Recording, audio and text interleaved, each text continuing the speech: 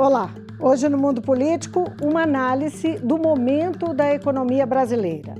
O quadro soma inflação e juros altos, salários baixos, mínimo desvalorizado, 11 milhões de desempregados e tendência de desaceleração da atividade econômica.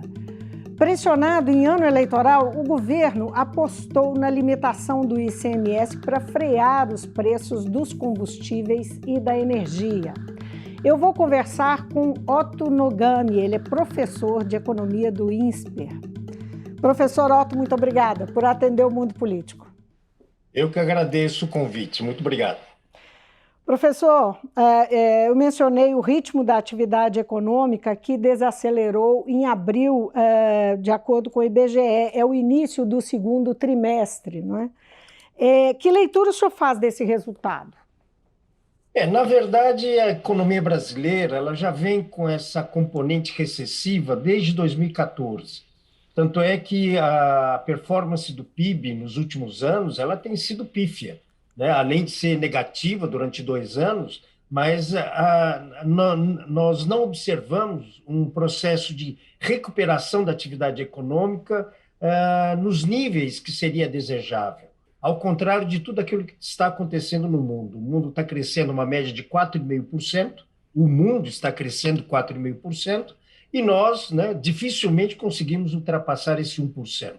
A grande pergunta que surge nesse momento é sempre por que, né, nós estamos descolados daquilo que está acontecendo na economia mundial? E a resposta é muito simples. Nós verificamos, né, principalmente de 2014 para cá, uma deterioração das condições estruturais da nossa economia. O que se entende por isso? Falta de investimentos públicos em educação, em saúde, em segurança, em mobilidade, que acaba afetando toda a competitividade e produtividade da indústria nacional. Tanto é que a gente pode verificar que aí nos últimos anos, várias empresas estrangeiras deixaram o nosso país, né? E, inclusive, muitas delas, né, comentando que era realmente difícil produzir no Brasil em função de uma série de complexidades e principalmente pela falta de fatores adequados para uma produção mais complexa. Agora, professor, você falou que esse é um dado que se repete desde 2014. Olhando para frente, para o resto do ano, a gente pode esperar um comportamento de desaceleração? Pois é, nós começamos o ano, né, com o próprio empresariado muito estimulado, né, tendo a perspectiva de uma melhoria da nossa economia. Entretanto, à medida que os meses foram passando, nós observamos realmente que a condição não era tão almejada ou tão esperada, principalmente em função de uma instabilidade política institucional associada ao fato de que nós estamos em ano eleitoral e observamos também a ação do governo, né, muito tímida no que diz respeito a tudo aquilo que a economia brasileira necessita justamente para resgatar esse processo de crescimento sustentável da nossa economia. Vou me remeter aí a uma fala do ministro Paulo Guedes. Ele descreveu ontem para empresários, num evento aí em São Paulo, um cenário de volta de crescimento e atração de investimentos. Fez até uma comparação do Brasil com os Estados Unidos e Europa, que lá o cenário de inflação descontrolado, ou não usou, se não usou essa expressão, ele disse que lá era uma situação muito mais adversa que aqui, e se mostrou bastante otimista. Como é que você encara essa fala de Paulo Guedes, do ministro Paulo Guedes? Bom, à medida que o ministro é um representante do governo, publicamente, ele não pode jamais admitir que a nossa situação é uma situação crítica, né? Porque a partir do momento que o governo reconhece a fragilidade da nossa economia, ele começa a transmitir um pessimismo muito grande à sociedade e a sociedade acaba reagindo negativamente, sem dúvida alguma. Só que essa comparação, né, de que nós estamos melhor do que o restante do mundo, aí temos que tomar um pouco de cuidado. Por quê? Porque a nossa economia, indiscutivelmente, é altamente dependente do capital estrangeiro. seja no que diz respeito ao capital financeiro, para ajudar a financiar a dívida pública, e principalmente o investimento direto no país, para poder adequar as condições de produção. Por quê? Porque nós não temos poupança doméstica, consequentemente, não temos capital nacional para ser investido na nossa indústria.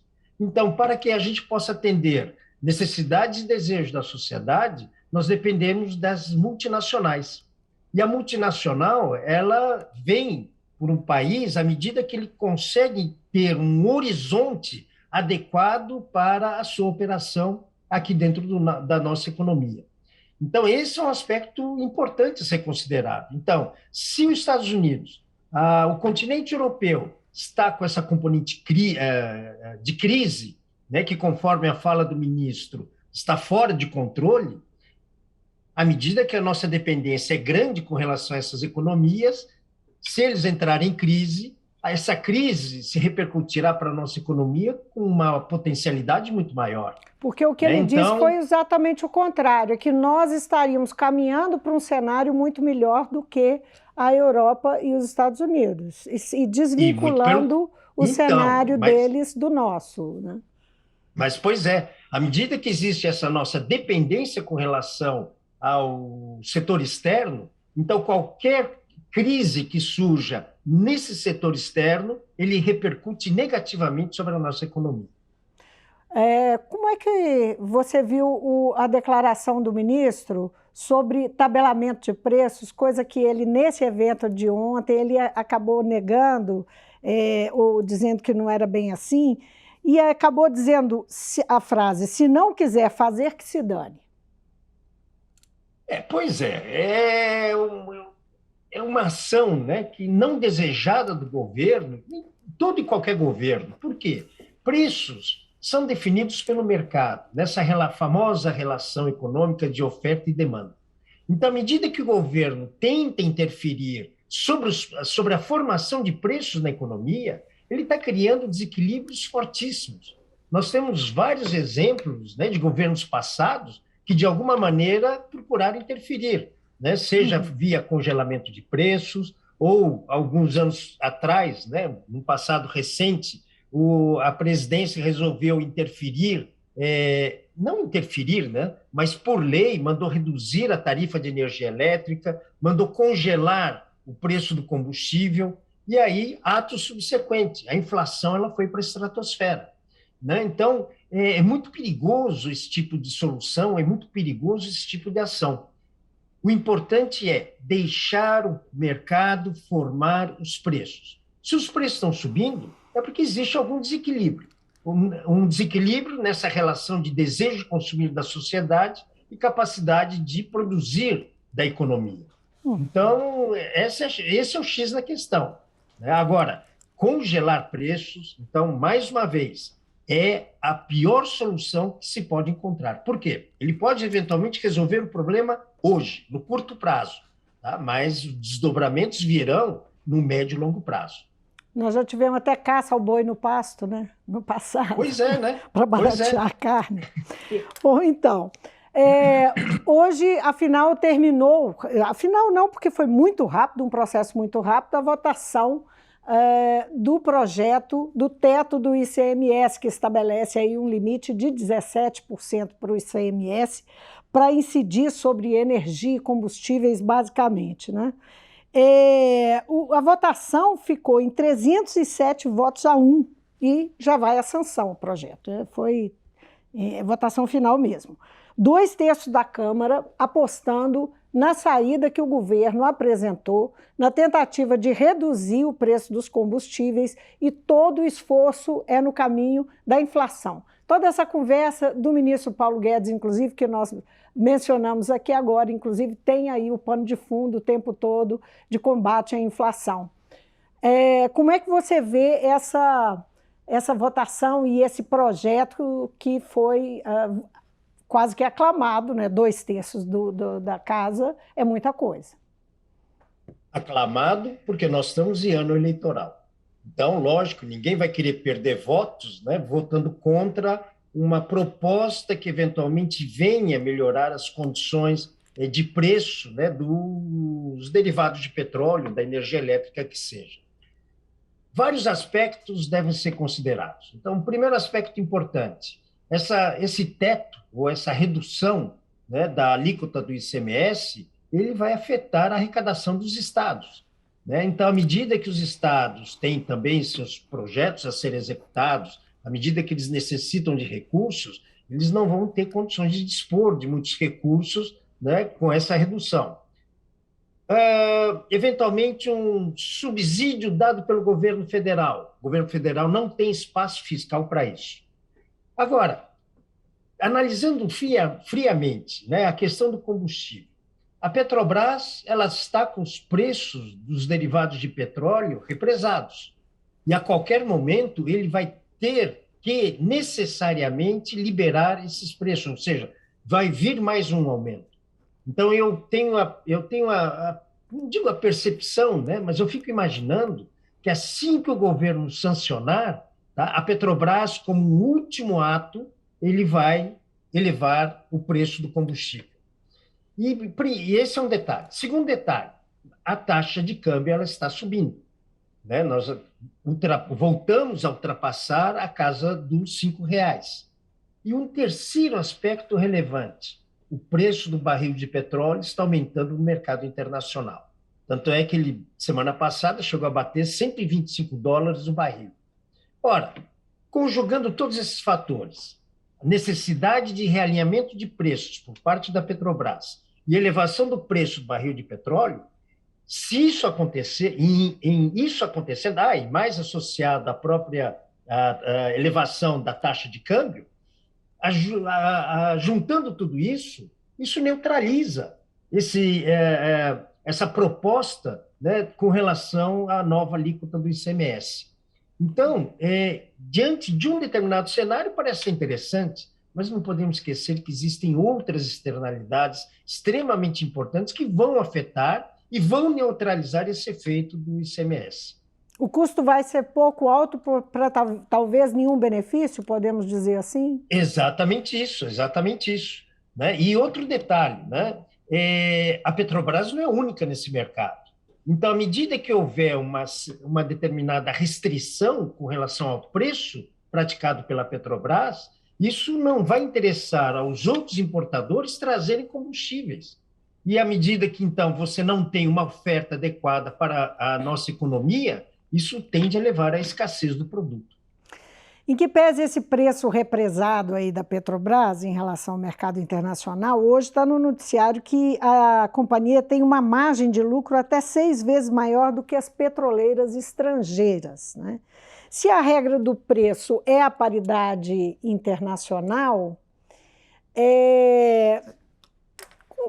a companhia pode ou não pode praticar preços menores? Quer dizer, que é a origem ali da questão, né? Nós temos essa política de paridade internacional, e isso faz com que os preços que estão elevados no mundo inteiro, né, o barril do petróleo muito caro e tal, faz com que a gente que vive aqui no real e paga o combustível em dólar, não é mais ou menos isso.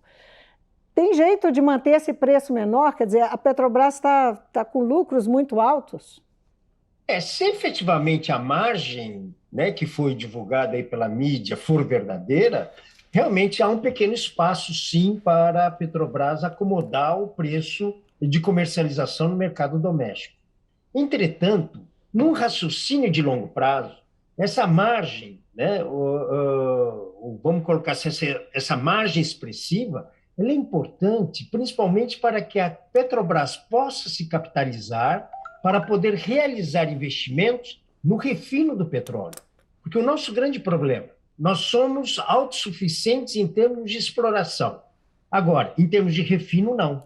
Então, o que acontece? Nós estamos exportando petróleo cru para importar o derivado.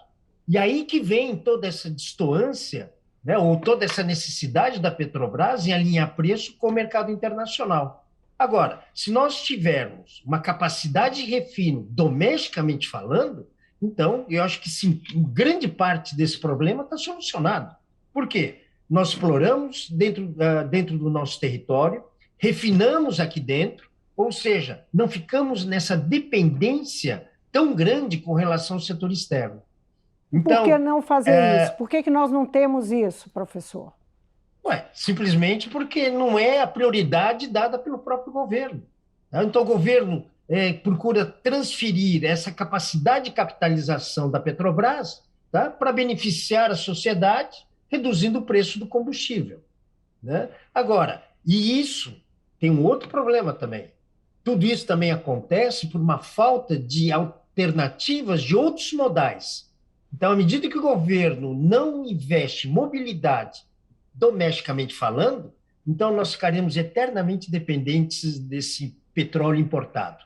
Bom seria se nós tivéssemos ferrovias, a exemplo daquilo que nós temos nos Estados Unidos, que temos na Europa, temos inclusive na Ásia, né? Países novos, que recentemente entraram nesse processo de crescimento e que possuem modais alternativos sem ficar necessariamente na dependência do combustível fóssil.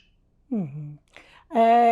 Eu vi duas críticas nessa mesma reportagem que fala dessa disparidade entre o que é o preço da Petrobras e das outras, das petroleiras estrangeiras. Nessa mesma reportagem, há lá um dado sobre a companhia não estar reservando esses lucros, né? Não é preço, é lucro, nós estamos falando de lucro. Não está reservando uma boa parte desse lucro para reinvestimento.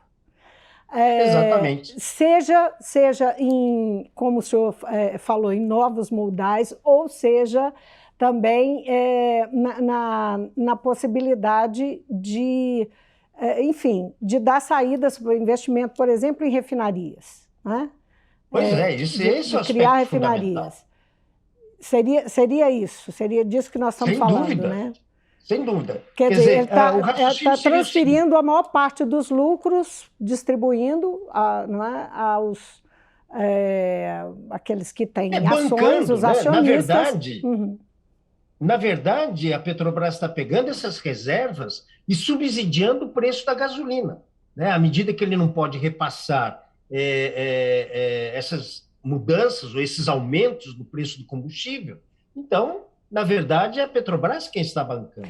E à medida que ela banca, ela reduz a capacidade de investimento para ampliar a sua capacidade de refino. Agora, essa é uma decisão que eu sei que a Petrobras tem um conselho. Agora, qual que é o peso da posição, da política econômica do governo, da orientação do governo federal, que tem a maior parte das ações da companhia? A maior parte das ações da companhia tem a condição de eleger o maior número de conselheiros no conselho de administração, que acabam interferindo nos destinos da própria empresa. Então o governo está fazendo uma escolha por subsidiar a gasolina e não fazer investimentos que a longo prazo possam trazer esse resultado. É isso. Ou seja, exatamente, tirar essa nossa dependência com relação ao mercado internacional. Agora, com esse cenário que nós estamos aqui, né, de inflação, juros altos, salário baixo, mínimo desvalorizado, desemprego ainda muito alto, em que pese que tem paulatinamente, desde o ano passado, diminuído. O que o Brasil pode fazer para escapar desse quadro? Não é? Aí falando já desse conjunto de fatores que nós temos aí, que nós temos uma população cada vez mais empobrecida, poucos investimentos, como você mencionou no início do programa. O que é preciso fazer? Vem aí um ano eleitoral, há a possibilidade de mudança de governo. O que há a se fazer? Bom, a solução é uma solução de longo prazo. A essa altura do campeonato, não é qualquer medida que terá condições de reverter, né, essa característica existente na nossa economia. A partir do momento que o governo efetivamente se preocupar, principalmente com o setor produtivo da economia, então aí sim, investimentos que poderão fazer com que se gere mais empregos, gerando mais empregos, gera-se mais renda, mais consumo, ou seja, é uma maneira de deixar as famílias mais felizes. Entretanto, o que a gente observa? Macroeconomicamente, o que é desejável é que haja uma poupança doméstica, ou seja, que a sociedade poupe, para que a sociedade tenha condições de investir. Entretanto, a gente já observa, já há quase 2 décadas, que a ênfase dos governos tem sido justamente no sentido contrário, estimulando a sociedade a gastar, a consumir, né? Porque a gente não pode esquecer que o consumo das famílias é um item extremamente importante e representativo no cálculo do PIB.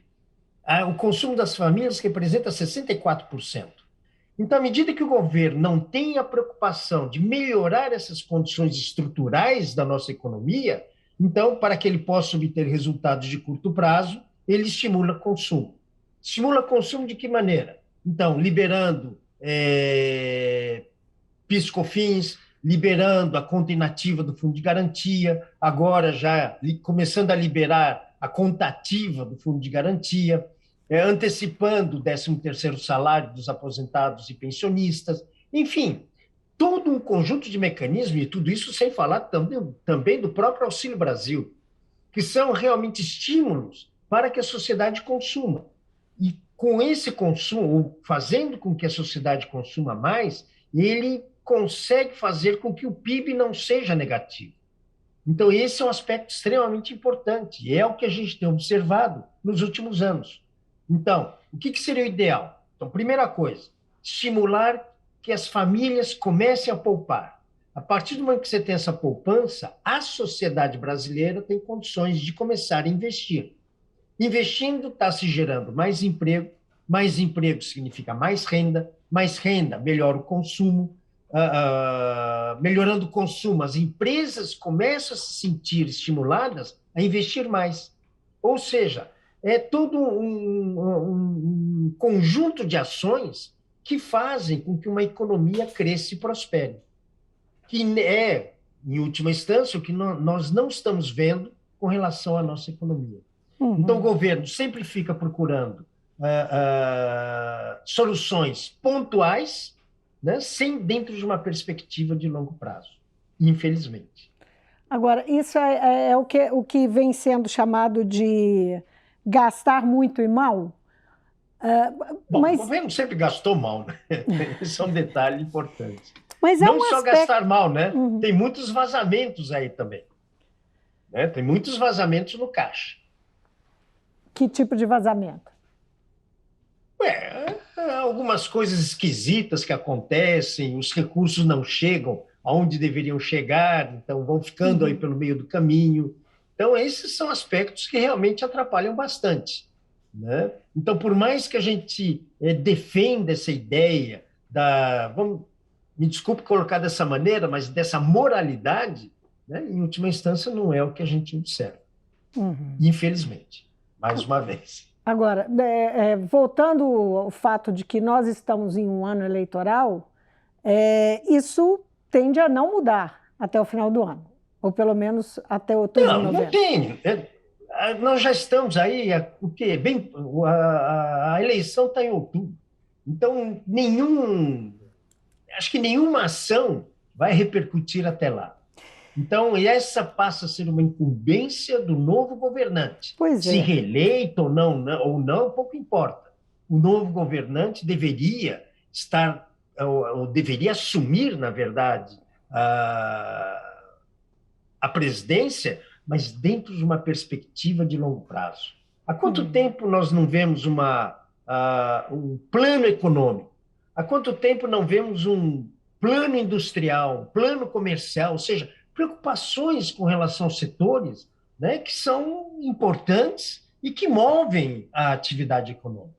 Uhum. Agora, a gente vê o quê? O governo fazendo pouco caso, principalmente do setor produtivo da nossa economia. Eu citei agora há pouco multinacionais que desistiram de operar aqui no Brasil, justamente por uma série de complexidades, né, e além da própria falta de infraestrutura para que elas possam ser competitivas.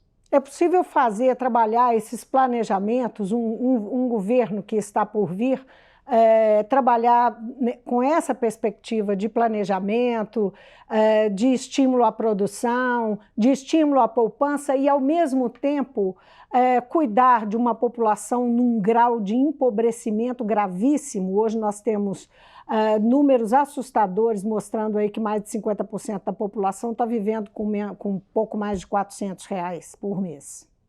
Se nós observarmos, por exemplo, nos últimos 3 anos, tá, as despesas do governo em educação, em saúde, em defesa, em ciência e tecnologia, tá, eles simplesmente despencaram.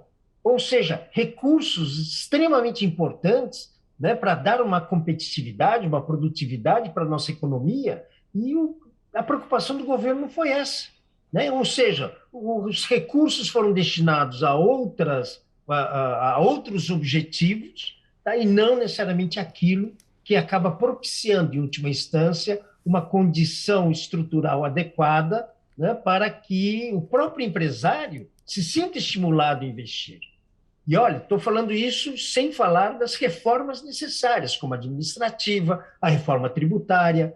Né? Eu me lembro muito bem que, na época da campanha, o governo enfatizava muito essa questão da reforma tributária, porque realmente o sistema tributário brasileiro, além de ser complexo, tá, é uma coisa de outro mundo.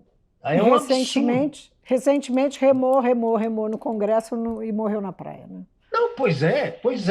Né? Então, isso mostra de uma maneira muito clara que não há interesse do governo em executar essa reforma tributária. Professor Otto Ogami, muitíssimo obrigada pela entrevista. Imagina, eu que agradeço a oportunidade. Eu conversei com Otto Nogami, desculpe, eu errei o sobrenome, professor, me perdoe. Ele é professor de economia do INSPER, sobre o quadro da economia brasileira neste momento, há pouco mais de 3 meses da eleição. A gente fica por aqui. Obrigada pela sua companhia e até amanhã. Até amanhã não, até a próxima.